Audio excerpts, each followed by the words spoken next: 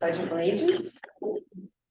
I pledge allegiance to the flag of the United States of America and to the republic for which it stands, one nation, under God, indivisible, with liberty and justice for all. Thank you. Could we have a roll call, please? Yes, Director Planning. Here. And Director Josie. Here. Chair Howard. So let me see if he's not here as of right now, so he's absent. Vice Chair Brown. Here. We have one. Thank you. Meeting open to the public. This is where members of the audience can speak on something within the responsibilities of our organization.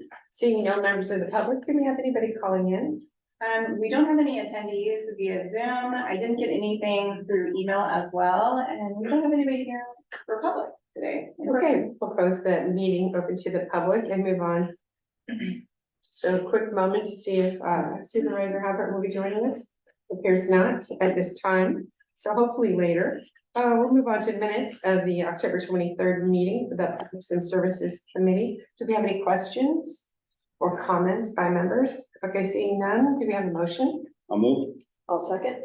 A motion made and seconded. Could we take a roll call vote, please? Yes, Director Browning. Aye. Director Josie. Aye. And Chair Howard is still absent. Vice Chair Brown. Yes, aye. Motion passes. Thank you. Could we have a staff presentation on zero emissions bus transition update? I say transportation, transit, something, but transition. And yeah, I'm gonna keep an eye on my phone because Supervisor Hobart is typing, or maybe I'll have Jennifer kind of keep an eye on that.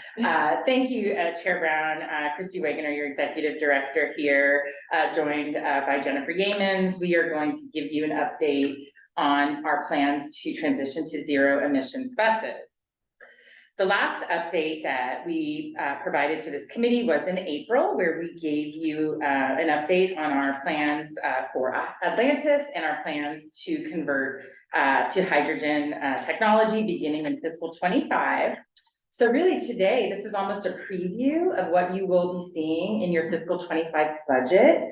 We are here to talk to you today specifically about our transition plans for the buses. We are not here to present an update on Atlantis, although we are looking under every couch cushion for all the money for it to to fund that facility.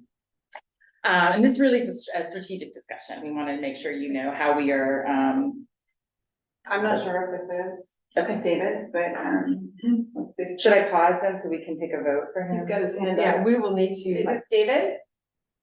Can you unmute for a second? He's in the waiting room. David? Can you hear us? I'm here. All right. Yes, I can. Okay, if we could pause in our presentation and we'll need to take a vote that AB 2449 requires a remote call in from one of our members. I'd like to see if we have a majority of those present. Do we have a motion? So moved. Second. Second, we have a motion made and seconded. Verbal vote, all those in favor? Aye. Can we take a verbal vote or do we have? No, we have to do it. But he doesn't get to vote.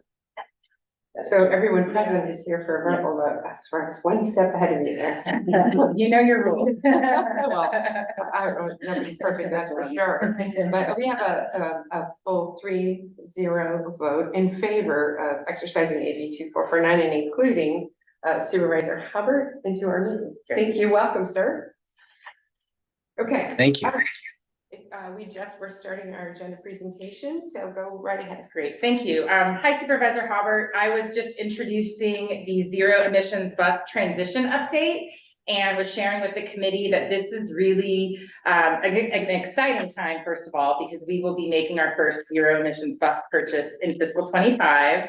But this is really a preview of what you will expect in your fiscal 25 budget process. And we're going to talk through our strategy, our funding strategy to meet our zero emissions bus plans. So by way of background, in 2018, the California Air Resource Board finalized its innovative clean transit mandate, which required all transit agencies to be zero emissions by 2040. They had a different schedule for small versus large operators. Small operators are required to begin purchasing these vehicles starting in fiscal 26. And 25% of vehicles purchased in 26 must be zero emissions. That scaled up to 100% in 2029, January 2029. The LAVTA board approved an ICT plan, which is a plan for how you will achieve your zero emission status by 2040. The plan was approved by this board in April of 22. The plan calls for hydrogen fuel cell technology as your preferred technology and calls to replace 100% of our diesel or diesel hybrid buses beginning in fiscal 25. This is 1 year ahead of the ICT requirement. I just want to point that out. So we will be early adopters.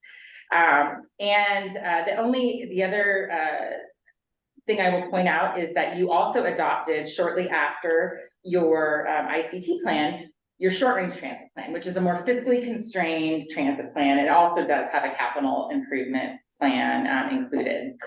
So I'm going to turn it over to Jennifer now, she's going to speak about our funding strategy. Before you turn it over to Jennifer, I just have a clarifying question.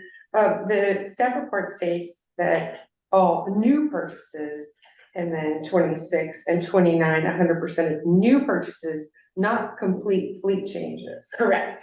It is a rolling But implementation. if you never bought a bus, you would not have to buy zero emission, but these are purchases. So when you stated that, that by, I think it was 2029, you'll have 100% of all buses in use, but really that's not the requirement for my season. No, and I think I misspoke, yeah. Okay, It's I just only- wanted to be yeah, clear. of the buses, we are scheduled to buy 12 buses in fiscal 25. We are scheduled to buy 20 buses in fiscal 28 and another 20 in fiscal 29. So you're correct. If we stick with our plan, we will be 100% zero emissions by 2034. 2030. So we will have replaced all of our diesel or diesel hybrid buses with zero emissions technology if we follow our ICT plan. Because that's our plan, not the state requirement. Correct. And yet we would still be 6 years in advance of the state. Got it. All right, thank you for the Thank you. clarification. Jennifer. Okay, sure. Well, now I can't remember where you left off. If I restate things, I apologize. Back to page Yeah.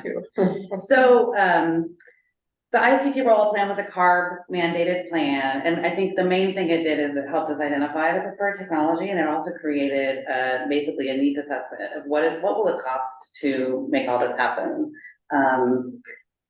for when buses are procured. So the full transition happens by 2040, because by then we will have procured all of the zero emission buses by then that we would need to meet that by 2040.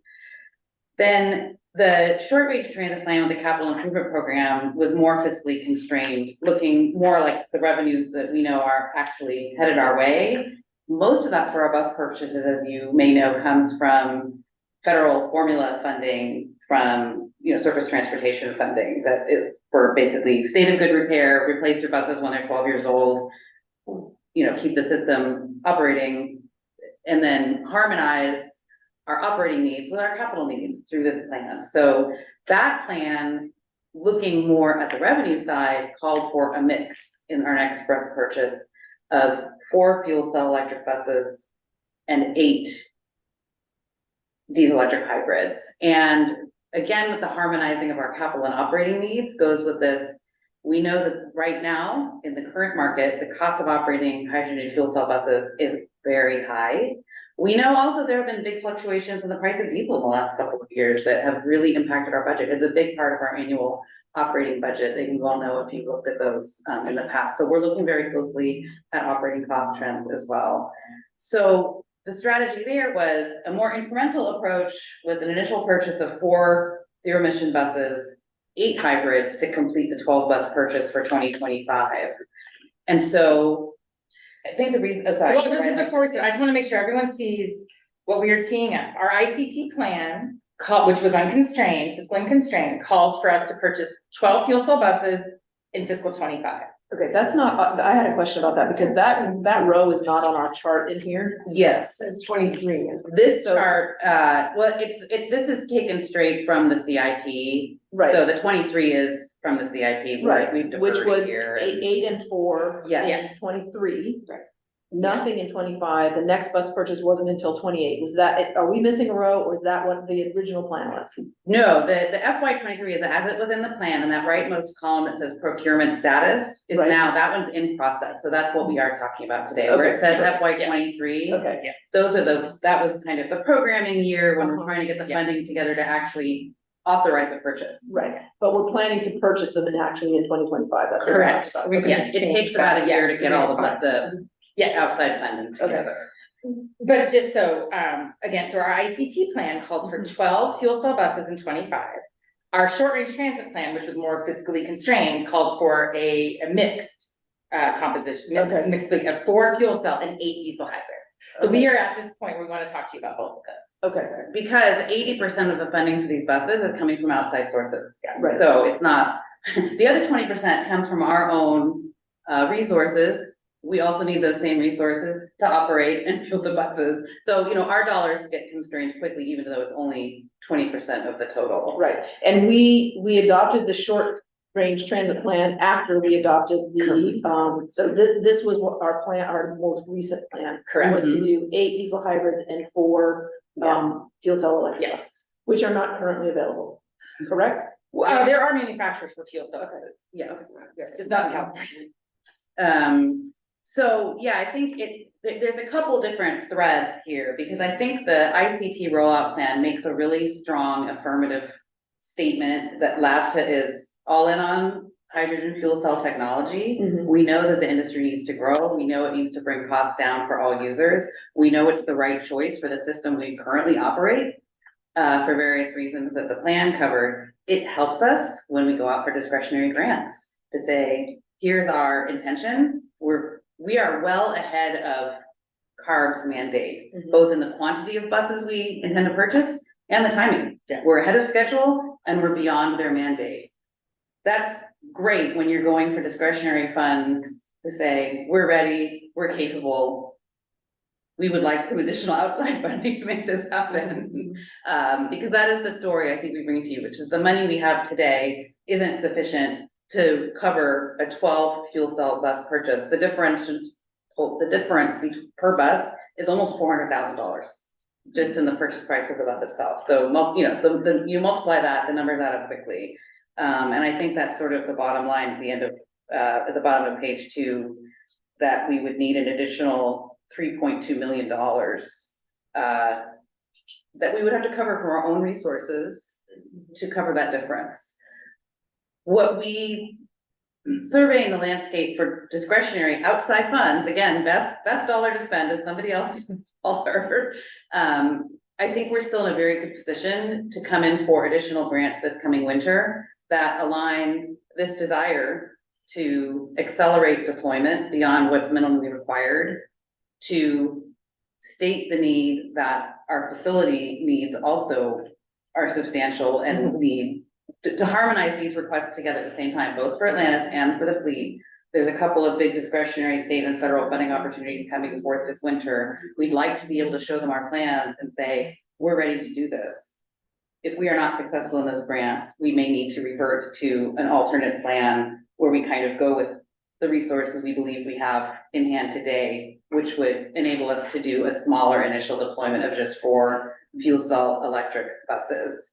We have applied for these kinds of grant programs in the past, and we have been able to get,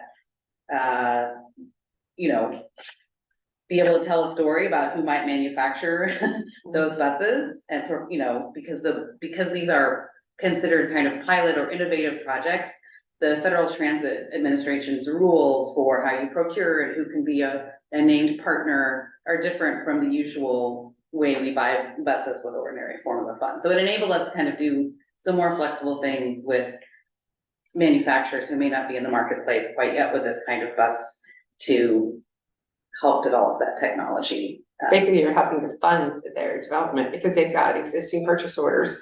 And so they can put resources. That's right. I mean, when we prepare these applications, whether it's to federal or state entities, we need to show that we're helping them accomplish their goals, right? Yeah. And they have that interest in growing the marketplace across the board right now. Everybody buying buses is facing high costs.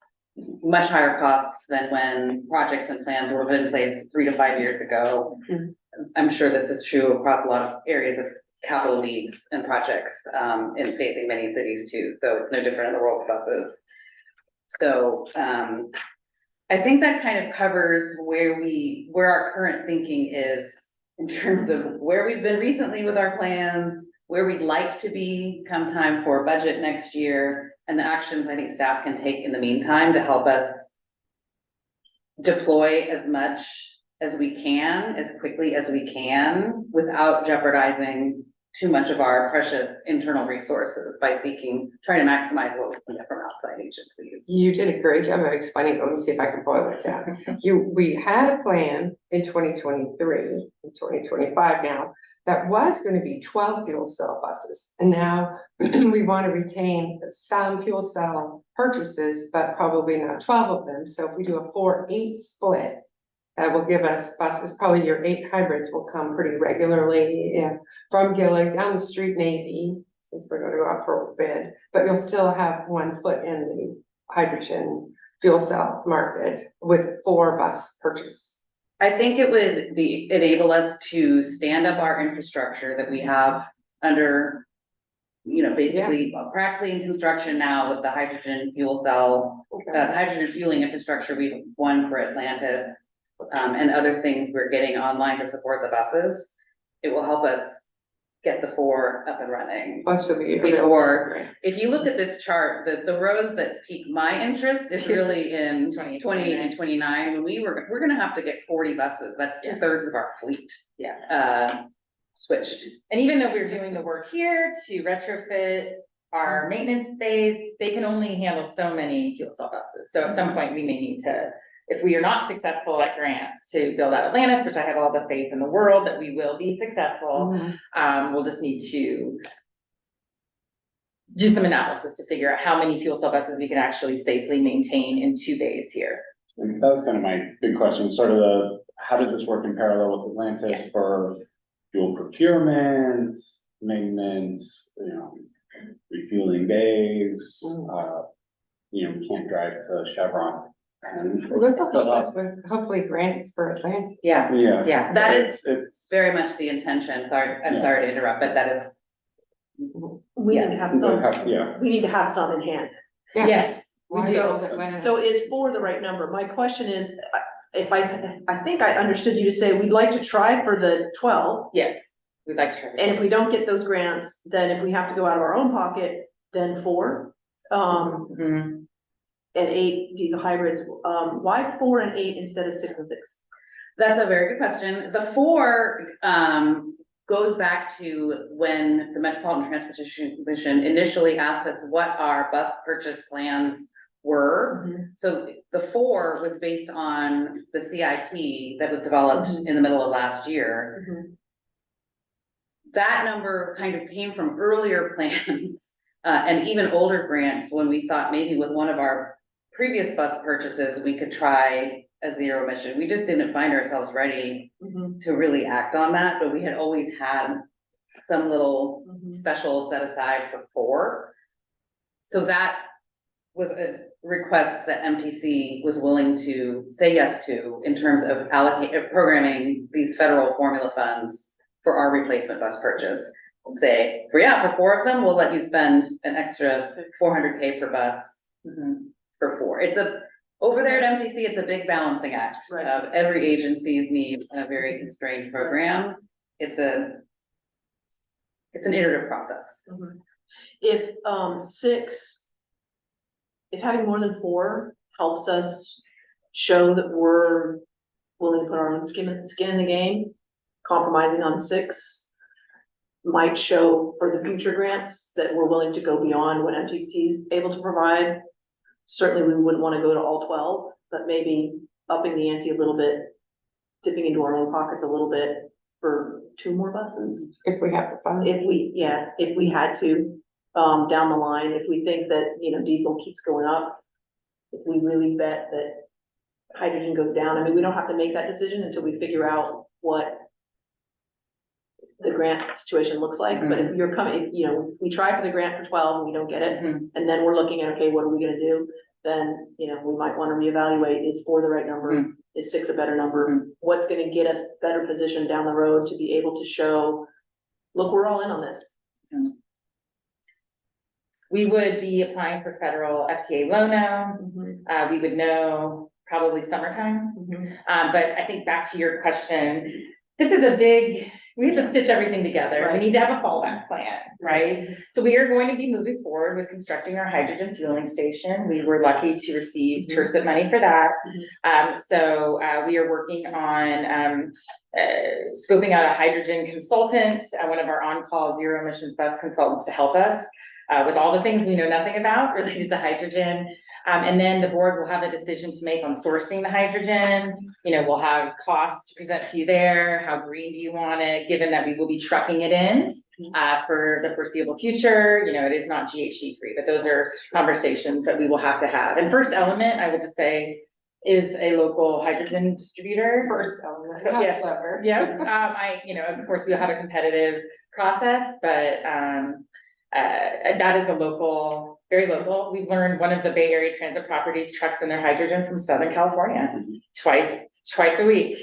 So, again, not to throw shade, but it's, we will have that conversation. ACT, I know has been working on the discussion, at least as local hydrogen, creation. Yes, and we are part of the ARCHES, the Alliance for Renewable Clean Hydrogen Energy Systems, I think is what it stands for. And the idea is to bring clean renewable hydrogen in Northern California and bring the cost down. So we have signed up for that. And when does that get online? That is a great question. The ARCHES was just awarded the US Department of Energy grant, and how about I do a little research and I can come back in the executive director's report with an update there. That'd be great. So do you know what our current capacity would be for hydrogen buses? Like if we had infinite money to buy them, what's our capacity? With here in this. Currently? Yeah. That we have 2 bays that we are, so I can get back to you on that. I don't, know the exact number. Yeah, so I guess not just here with what infrastructure we have secured it, and Yeah. just to, Yeah. so. It's the maintenance. The Okay. fueling station is a 15,000 gallon tank. Oh, okay. It won't support your full fleet, but it will support a lot of buses. Okay. But it is the maintenance here, having the safety, the ventilation, the alarms, and all of that. Yeah, so I'd love to know what our fleet capacity would be, Pardon? what our current fleet capacity would be for hydrogen. Yeah, I will find that. Yep. Last question, for me, and then I'll come to the supervisor, if we have a delay in shipment for the hydrogen fuel cells, since they are such a new product, you have been running a reduced fleet of buses because of COVID and bus ridership, and changed some of the schedules. Would it be reasonable to think you could keep some of those buses beyond the 12 years, since they've been reduced in their usage for a period of time while we're waiting for the hydrogen buses, assuming they might be delayed? That is something that other properties have looked at doing. I think this is a case where every agency that needs to buy buses is seeing higher costs than anticipated. They're all responding in different ways relative to what their needs are. So I think once the wheels in motion service changes are put into effect and we kind of have a new true up with our operating needs, this will probably all come back to you in your budget next year together. But on the side of our TDA funding, when it needs to support capital and operating needs at the same time, the peanut butter gets spread pretty thin, pretty fast. I'm a little concerned about those hydrogen buses, even just the operation costs, since it's so much Yeah, greater. and there's- That if you go to 6, from 4 to 6 may be a significant increase in operating budget. Supervisor, questions, comments? Just some comments. I'm very thankful for the report in terms of providing high-level setting of direction. I think that keep doing what we're doing with the plan. I have no problems with the plan. I would just say, to the extent that we can be judicious with our dollars and use buses as long as practical, and delaying purchase of new buses where we can, until we find the grant money to do that, and otherwise spend as little of our own resources as needed. I would provide direction that I'm hoping that as much of the buses that we do buy can be procured locally, i.e. Gillig or similar.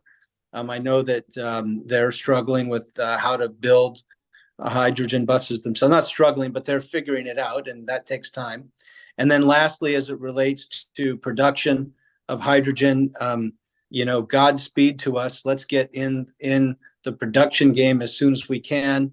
We know that we have AC Transit will be hopefully a purchaser if we can provide them excess hydrogen. But to be able to have it produced locally is super important to me. So it sounds like we are kind of in a strong alignment with those principles. And I look forward to the day that we do buy our first hydrogen bus, that it does have locally produced hydrogen, hopefully in it, and that we can celebrate that success. But I know it's not without hard work and attention to detail. So Christy and Jennifer, thank you very much for the report. Okay, it looks like you're just looking for feedback which you have received. One other question. Sure.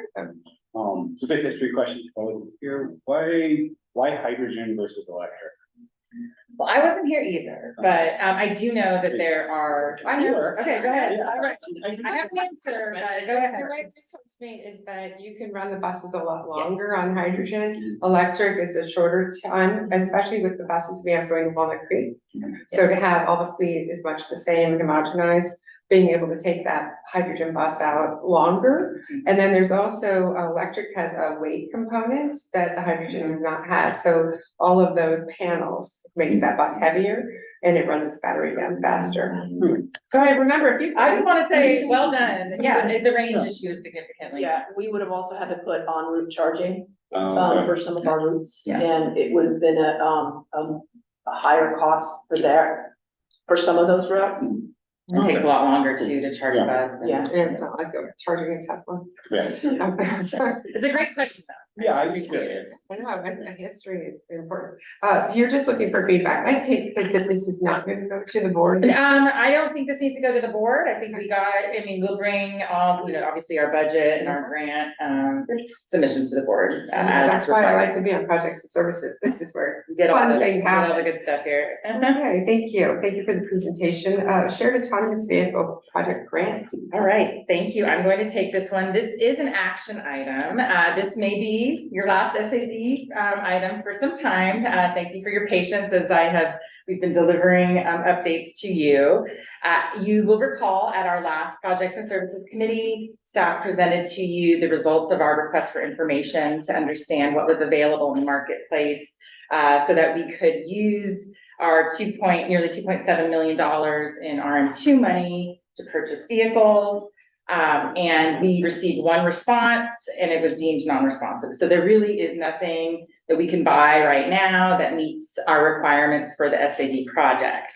And so last month, as you talked about this, I believe the committee generally agreed that the lack of available technology, in addition to the lack of operating funding, which was another critical piece in our moving this forward, that it was reasonable to consider closing out that project with an asterisk that let's continue to pursue grant funding or other opportunities where we might find a third-party funder to continue this work. So we have two active grants that are attached or support the SAD project, the SAD Phase 2 project. The first is an MTC IDEA grant. This was a grant received in partnership with the City of Dublin. This grant sunsets at the end of this calendar year and cannot be extended. So we've been working collaboratively with the City of Dublin staff and MTC staff on a proposed project closeout report. We just learned that MTC was comfortable with that today, so we will be working to close out that report, any lessons learned and whatnot. The bigger grant is our RM2 grant. This is a significant chunk of funding. It is about $2.7 million. And we have not spent any of this funding. So we are here today to ask for your concurrence on giving staff direction to pursue reprogramming the RM2 money to another eligible project. The project has to be in the 580 corridor, and it has to be a capital project to reduce congestion.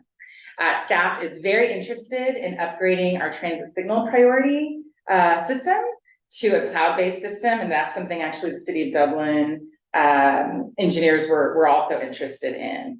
And so that concludes my report. We are, just to repeat, we are requesting that the committee direct staff to pursue reprogramming the remaining or the SAV Phase 2 RM2 funding to another eligible project, contingent on the concurrence of our funding agencies. And one more note, we spoke with Alameda CTC staff about this, and they were in support of our recommendation as well. And I can take any questions. Is it possible that, the, Double Boulevard Extension, LAVTA piece would be a qualifying project? Can you speak to that? Yes, Thank you. We did bring that up. we did discuss this with Alameda CTC staff because we thought the question might be asked.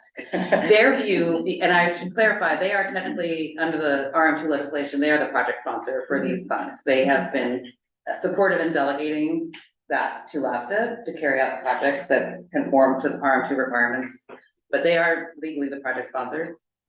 Their view was that the construction phase of that project was farther out than desirable for these.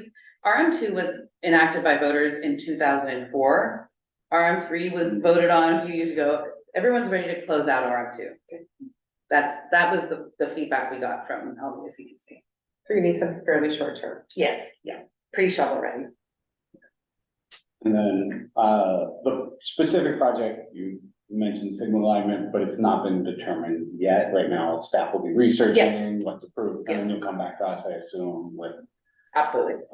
We need to reach out to MTC. We wanted your direction Yeah. to reach out to MTC to see if we can have a conversation.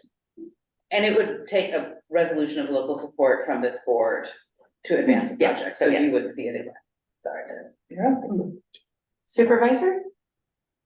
Yeah, I think Evan asked the question I was going to ask. So the replacement project is still work in progress, but it sounds like it has to do with could you explain at least a little bit more about it? Is it signal timing, or what is it that we want to do in replacement? Sure, it is an upgrade of our transit signal priority system. So we have transit signal priority at 50 to 60 intersections throughout the Tri-Valley. They're in all 3 cities. They are on our rapid routes, so your 10R and your 30R. And it is not preemption, so it's not like a fire truck that has its lights on and gets a green light. What the system does, and this is just bear with me, it can extend a green or shorten a red light if conditions are met when the bus is approaching, if the bus is not on time. So the systems have evolved. We were actually one of the early adopters of the infrared system, where a bus actually sends a signal to the traffic signal. And again, if conditions are right, that red would be shortened or that green would be extended. We upgraded to a GPS-based system in 2019, which took away that infrared line of sight requirement and then just used the bus's location to determine, is this bus running late and should it be asking for this light to be extended or shortened? And now the technology or the TSP providers or vendors are moving to cloud-based. 2CTA, Contra Costa County just awarded a cloud-based TSP system. I demoed one at Samtrans, and the effectiveness of these systems and the data that you get from them are just far and away what you get today. For us to know if our TSP is working, we actually have to hire someone to go out to a cabinet and pull data. And so, we've also been told, or our vendor for our GPS-based system has indicated they will not be supporting the system beyond our 5-year term, which will expire this summer. So we are in a position where we will need to look at a different solution. This is also something MTC is very interested in. They have funding from the transit action plan coming out of the Blue Ribbon Task Force for a transit signal priority plan. They're offering technical assistance. So I think there will be funding coming from the region to support this tech. So I'm sorry, David, that was a long Great. answer. I'm fully supportive. I hope that we can develop metrics that say not just how many signals will update by a certain time frame, but rather that we also think about that this should have the effect of increasing on-time arrival or speeding up our buses to be more efficient, or some true performance metric like that, because that's why we would want to upgrade the signals and why we would want to spend the money. So if we can tie it back to some expectation of that, we're not just spending the money to upgrade signals, but we're doing that to increase efficiency or on-time arrivals or something like that. But I'm sure we're planning to do that. But otherwise, very supportive. I'll shed a tear over the SAB project at some point, but it was a good try, and I'm glad we did it. And I think we got some learnings, and I wish that our vendors were a little stronger, as we hoped they would be. We've had problems with them, and all of that. We don't need to get into the history of that. SAB will happen at some point in our future. I don't know when, but we were on the cutting edge at one point. So I thank you all for doing that. Yeah, I agree. We were so excited to be on the cutting edge about the new vehicle transportation. And then when you had to have a personnel on board, that sort of eliminated the whole autonomous idea. But it did put LAVTA at the front of calendars, awards. We got lots of press and lots of accolades for that. I still think it's the future of first mile, last mile, but when there's nobody going to and from between BART and office parks or dense But shopping it's so much centers more and things. complex than that, though. No, I understand, but So there's, if I could have the floor. yeah. So that's one of my things. Question about signal alignment, obviously, is where you're directing your concept for. Is there any other projects that's a fall or a backup for? Absolutely. At the advice of our Alameda CCC colleagues, they encourage us to look at passenger amenities and bus stop improvements.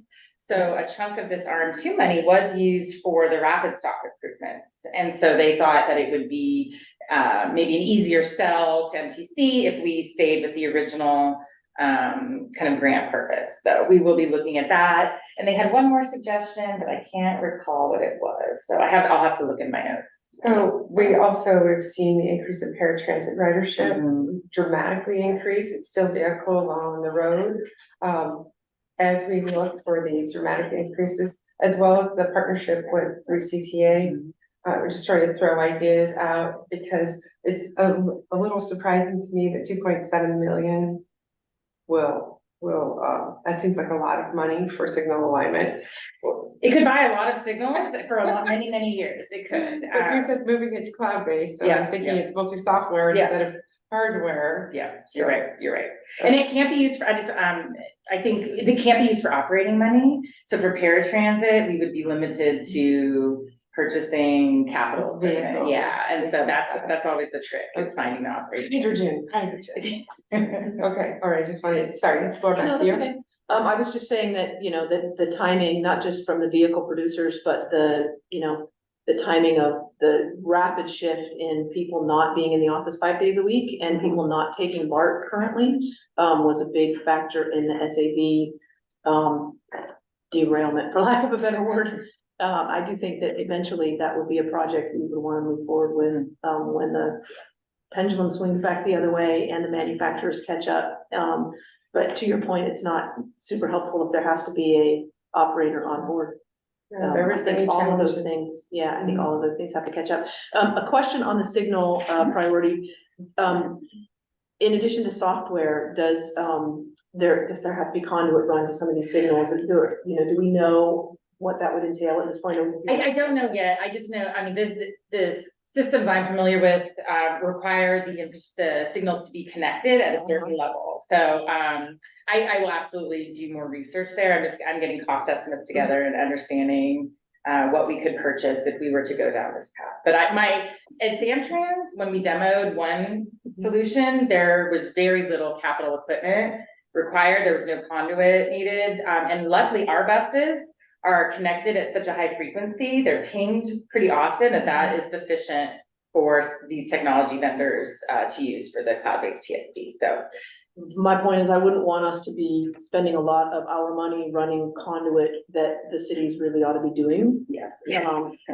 I would rather that if it was a choice between that and upgrading our stops, for example, or getting a couple of transit vans if we need them for paratransit, I would rather us do that than spending our money on something that the cities probably have in their long-term capital budgets. And that's a little bit off the wall question. We have a parking structure that's under construction in Dublin that is a LAVTA partner. Is that going to come in? Does it need any extra money? And could it be a park and ride or something like that? Again, getting vehicles off the road. That garage, that's my understanding, is scheduled to be completed next May. The That would be a LAVTA. small ribbon cutting. The LAVTA sponsor. No ribbon. The LAVTA sponsored portion of the construction costs is about at the end, so they're going to finish the project out with non-LAVTA resources. Okay. And when I say LAVTA, it's Our our grant. pass-through money from the state, it's not our. Not our money. So if they have issues on the cost side, we will stand by patiently and wait for them to They'll find finish the it. garage. Okay. And part of the reason, correct me if I'm wrong, but isn't part of the reason that LAFTA was sponsoring that was so that we could park our SAVs there? The principal reason LAVTA, I'm sorry. if I- No, please. Yeah, no. The principal reason I understood LAVTA was the project sponsor for that is because the money that funded it is from the Transit and Intercity Rail Capital Program, and LAVTA was the only eligible recipient. The implementing agency, which is County of Alameda, is not eligible to receive the funding directly, so we are truly a pass-through for those funds, and then the rest of the funding to complete the garage is coming in from other sources, so. And Bart refused to be the organizer for an increased parking, because it was really Yes, to right, yes, facilitate yes. increased parking. Because they have at a BART. philosophy about parking and they intentionally underpark because they want people to not drive the. Or to BART pay money. Reasons to I don't park there. quite understand, but also, am I misremembering part of the design is to have two SAVs? There are SAV stalls and chargers that are in the design that can be phased in later. Yeah, no, that's for our reserve, as a thank you to us for sponsoring the project, we now have that space reserved for our future use. For whenever these little electric vehicles will be first last miling around the station. One thing we might want to look at is, smaller coach style bus. I think this is a capital money. Is there a coach style bus that we want to pilot for areas that we know that we are underserving? West Dublin, for example, where instead of running a 40-foot bus, we could be running these smaller coach style buses that we could run. I mean, I know we still have a driver shortage, but where we could do smaller routes more frequently and see if that moves the needle on ridership.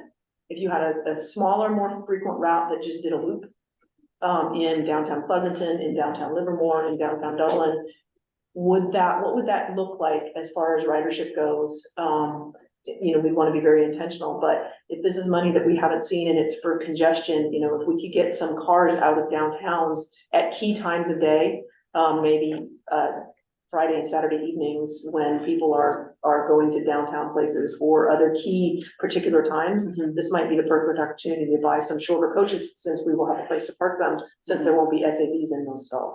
It's a very interesting idea, because we've seen Danville, Walnut Creek has a city bus, but I've always thought of them as city buses instead of LAVTA buses, because there's no fare boxes on those, they're free, free shuttle buses to take you from the parking structure, let's say, to the downtown, so interesting. It's really, if you find some money. Yeah, I think, I mean, I don't want to be a Debbie Downer, but I think the operating funding is the big Sure. challenge. I mean, the buses are one thing, but the operating funding. Yeah. I remain committed to looking at microtransit, as a potential solution for West Dublin in particular. This committee will get, a recommendation for your Go Tri-Valley Uber Lyft program here in a few months. Staff are working on that analysis, and that could be something for us to think about, especially as we are restoring routes in certain areas, but, I still would like to see us looking into the idea or researching the idea of smaller buses on shorter routes. Maybe even to eliminating some of the routes that only run every hour or two. Instead of running a much larger route that doesn't go to where people wanna go. Doing smaller routes.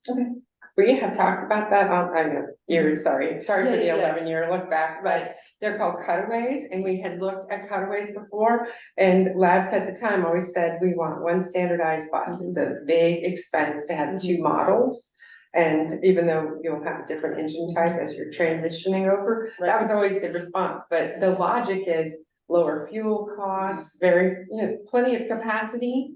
But if you take one of the cutaways and you go, okay, we need you over at Dublin High School, so it's a whole different set of scheduling, but it makes so much sense to reduce your fuel consumption, have a smaller bus, more adept in making turns. and we were talking, I don't want to go too off agenda, but I was speaking with our long-range transit plan consultant, who is looking at the 10-year conceptual network. We were talking about Stone Ridge Mall redevelopment, talking about South Front Station, we talked about circulator routes, we talked about smaller vehicles, we talked about SAVs. So, I think we will continue to look into that, and we could do some analysis for you to see what the expected ridership difference might be if we did some smaller frequent loops. Only if it increases ridership. Yeah. Right, yes, of Definitely, yeah. course, only if it. And I do think there's something to be said, and I can't believe I'm saying this out loud, the cute branded vehicles that get assigned to the downtown Walnut Creeks or Dublin or Pleasanton, that might be something the community gets really excited about. It's a nightmare from a fleet management perspective and dispatching, but that's something I think we could definitely think about. Well, I don't know that necessarily we have to brand them for the individual cities, but if we, brand them as Tri-Valley's downtown. Yeah, I yeah. mean, then you could run them from any one of them, but the smaller ones could be branded as, Wheels does downtown, Yeah. or, something along those lines, so that you don't have that dispatch nightmare. Yeah, But that it still allows, because we don't have such a huge area that we cover, we only covered Livermore, Pleasanton, Yeah. Dublin, right? Remember we were gonna rebrand, we kind of tried all those new names, one of them was Trigo, and then people said, sounds like a disease. That is no. All right. It could be interesting to pilot something like that. Could be, I think it's very out of box, nice idea. Has there been a motion made? 'Cause I'll make it if not. No, we're just directing staff. Okay, yes, we're gonna keep moving along here. It's an action item, right? We need to take an action. I was just saying LA had, Dash down in LA, which was a cool version of it for downtown. Dash, yeah. Great, I took it all the time, Yeah. I was in school there. Okay, it does say direct staff to Yes. pursue programming, so you would like a Yes. motion, and we have one made by Supervisor Howard, direct seconds. Okay, motion made and seconded, you figured out who said it first. Okay, roll call. Director Randall. Director Josie. Aye. Chair Howard. Aye. Vice Chair Brown. Aye. Motion passes. Thank you. A preview of upcoming projects and services committee agenda items. Well, we won't ask you to meet on Christmas, and we will be canceling your December 25th committee meeting. And then, as I mentioned, in January, we are looking to bring you recommendations for your Go Tri-Valley program. tentative, bringing you the long range transit plan, that may get up to February. And then, in February, we are looking at your annual Valoride customer satisfaction survey, which also may get bumped to March, so we will keep you updated. And I can take any questions. Cool, very good. Questions? I see none. Okay, thank you very much. Our next meeting date will not be December 25th. So we're gonna move it up to January. And with that, any last 1 minute comments? This meeting's adjourned. Just under an hour. January 22nd.